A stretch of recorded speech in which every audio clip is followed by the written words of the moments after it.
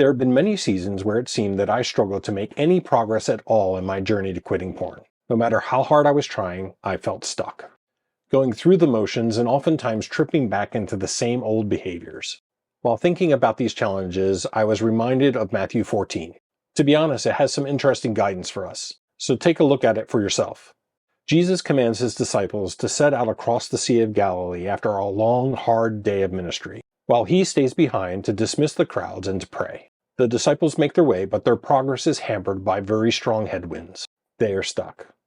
And in my imagination, I hear them grumbling, saying, "I hate days like these." They continue to struggle when one of them notices someone out walking on the water. Frightened, they shout, "It's a ghost!" Jesus calms their fears, then something amazing happens. Peter calls back, "Lord, if it's you, command me to come out onto the sea with you." And Jesus replies, "Come." Peter then takes a step of faith and walks out onto the sea. But overcome by the sight of the wind and waves, he begins to sink and cries out, "Lord, save me." The Lord grabs him, saying, "Why did you doubt?" and then brings him to the boat, and they all worship him. The first thing to note is that we are exactly where God expects us to be. God is never taken by surprise about where we are with our struggle to quit porn. He never looks around and says, "Oh, myself, where's Jay?" God allowed the disciples to be stuck. In fact, they are in the boat crossing the sea because Jesus commanded them to go. He allowed them to face the headwind. However, the wind and the waves drew their attention to something greater. Maybe you're watching this video because you're going through a season where you feel like you're not making any progress at all. But is it possible that the Lord brought you here so that you could come to the realization that something has to change? Maybe the fact that you're watching this video is a calling to a new season in your life. Look around. What thought patterns brought you here? What beliefs? What lies? What habits? Challenge yourself to think about these things. Are they moving you forward or keeping you the same? Then write them down. Then order them by asking yourself this question: if this changed in my life, what would the impact be? The second thing is they were brought to this time of struggle for Jesus' glory and to change them. Are we missing what God is doing? Is it passing us like Jesus on the water while we focused all of our energies on doing the same things we've done before, over and over again, with no progress at all on the man God called us to be? God often brings us to these places to reveal something new about himself, or correct perceptions we wrongly have of him. What is God revealing to you at this time?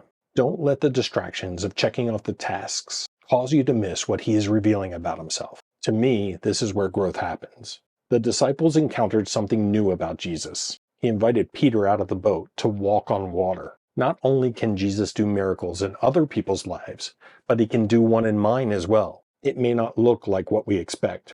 Lord, remove my struggle from me. More often it is a change about who I believe he is. God desires truth in the innermost parts. He is not satisfied with what you think of him, but more that we know him as he truly is. These seasons of slow progress open up our hearts to shake off the childish ways we think about him by taking opportunity to know him more, not academically, but experientially. Like, what is God like when a mom loses her baby? What is God like for the homeless? What is God like for the addict? Get out of your boat. Find new opportunities to learn about God through real life by ministering to others. What might that look like for you? Number 3, Peter took one step forward, then one step back. Sound familiar? But one thing's for sure, he was changed. The amount of faith that it took Peter to call out, "Lord, if it's you, call me out onto the water," and that he trusts Jesus enough to even try to get out and walk out onto the sea is astounding. Maybe your faith is like mine and it's not as strong as Peter's. But find ways to take a step, make a small change, and see what God does. And don't forget, the other disciples stayed inside the boat, so be careful that you're just not being too hard on yourself. Number 4, they all worshiped, not just Peter. Peter's story impacted the lives of the others on the boat. Regardless of whether you look at this as a success or failure for him, we often forget that our stories encourage others, just as we are encouraged by the stories of others.